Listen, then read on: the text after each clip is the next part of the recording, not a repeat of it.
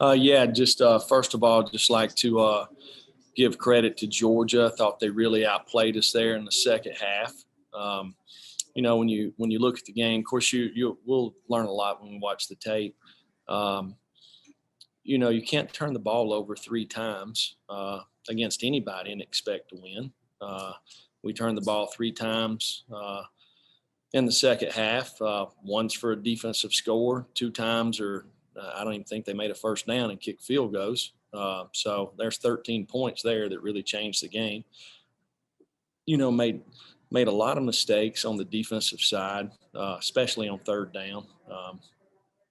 It's and that's on me. It ain't on nobody else. It's on me. So I learned a long time ago that you got to be able to do what your players can do, and if they can't do it,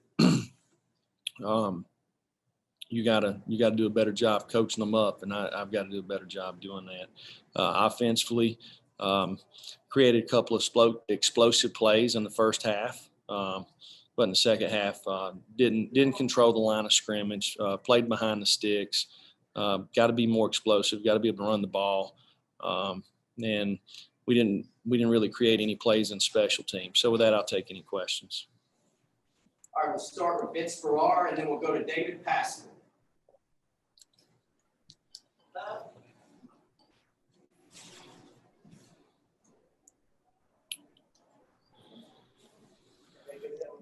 Yeah, Coach, you guys have used 8 timeouts on defense the last 2 weeks in each game. What do you kind of attribute some of that?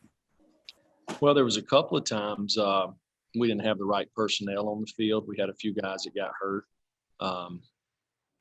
Sometimes you want to look and see what the other team's doing if it's a critical part of the game.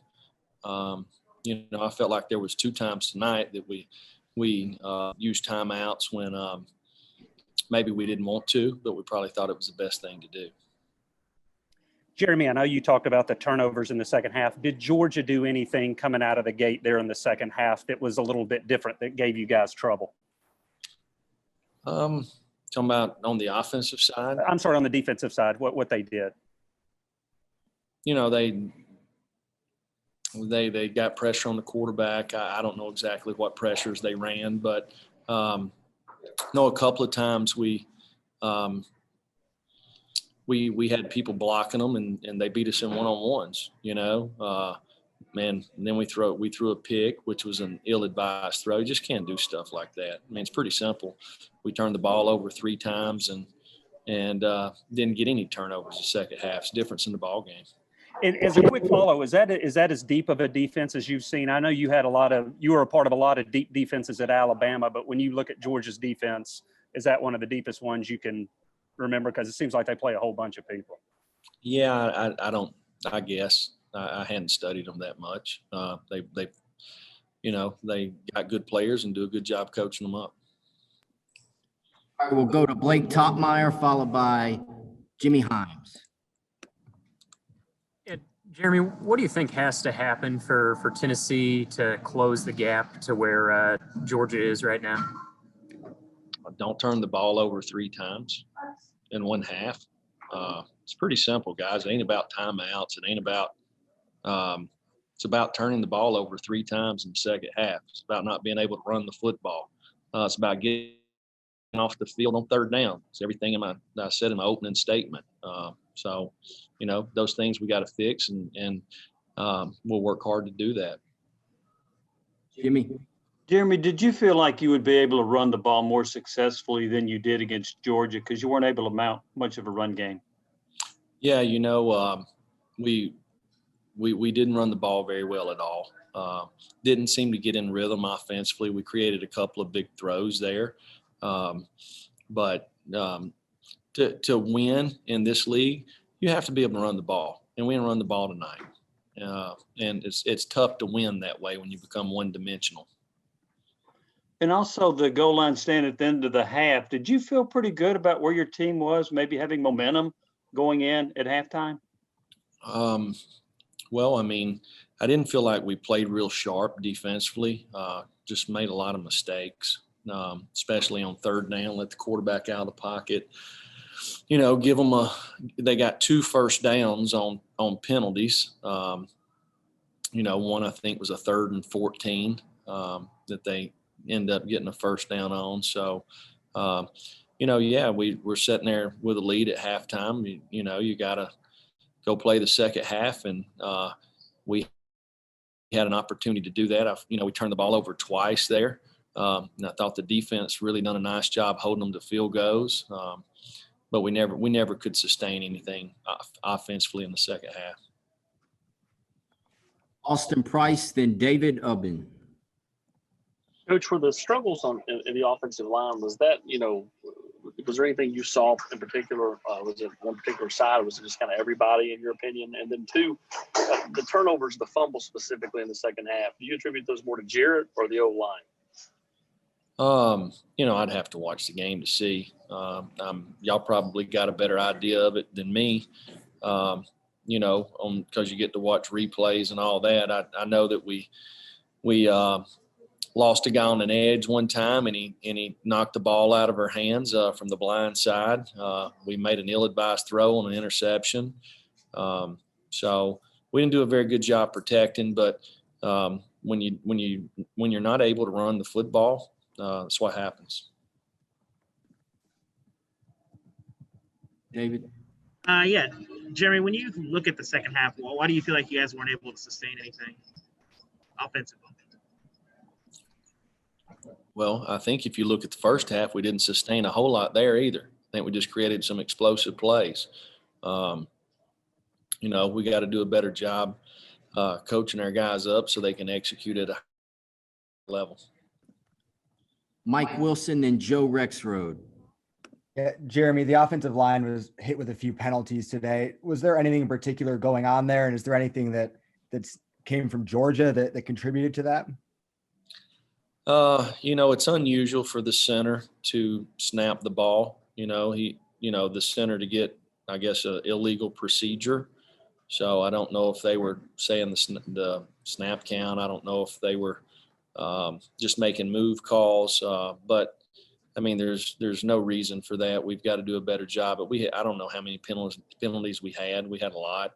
A lot of them were unforced, which were uncharacteristic for us. So you can't put yourself behind the sticks from penalties and expect to move the ball against a good defense. Joe? Yeah, Jeremy, as poorly as that third quarter was going, your defense still keeping you in the game, forcing field goals. So was there any talk at that point about still trying to stick with the run, establish it more, even though it hadn't been going well at that point? Yeah, our whole thing is to be aggressive, run the football, throw the football. We didn't win first down, and second down just felt like we just played slow to me offensively. Got to do a much better job. All right, Gustavo, then Jimmy Himes. Pruitt, what did you fundamentally learn from your team today, especially the adversity they have especially in the second half where they couldn't score? I really think a lot of our guys, or most of our guys, played with really good effort. I don't think we executed at a very high level all the time. And then I think there's probably some guys on our team that didn't play good at all. I don't think there's many of them, but I do think there's a couple of them. And you need to play games like this to figure out, kind of who we are, So obviously we got to go back in there and if we're playing with really good effort, we got to execute at a higher level. And I saw a lot of that. I think our guys played hard. I just don't think we played smart all the time. Jeremy, in the fourth quarter, was there any consideration to make a change at quarterback? No, I don't really know where that would have helped. Starts with protection. That's the first thing, and getting guys open. If you can't run the football, you got a tough day's work. We're sitting there down 16, with a chance there possibly to score and get a 2-point conversion. But we didn't get it done. All right, a couple more here. Trey Wallace and Austin Price. Jeremy, any consideration to try to, and I know it was difficult, try to spread the football out a little bit more to different receivers and take some more shots downfield besides to Palmer? Yeah, I mean, guys, we call the plays, and lots of times the coverage dictates where the ball goes. We obviously would have specialty plays, but we've got to create some more explosive plays. I saw Brandon Johnson make a nice play or two. Princeton Fant made a nice play out there. So we've got good weapons. We got to do a better job running the football. Got to get the ball out of our hand, and got to be more explosive on offense. Coach, you told us the other day you're going to have a scrimmage on Sunday for those young guys that aren't able to make the trip and stuff. Is that still the plan? And how important is it to kind of just wash this going into tomorrow? And Yeah, I mean, we've really planned this out to give these guys an opportunity. You know, there's a lot of guys on our team that hadn't even scrimmaged this year. So they may not be playing right now. And a lot of the reason they're not playing is because they hadn't had an opportunity to kind of show us what they can do.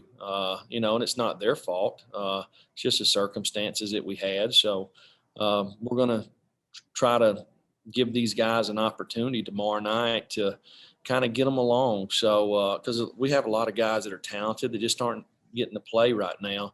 And a lot of it's because really the unknowns based off the circumstances. All right, thank y'all very much. We'll have players shortly.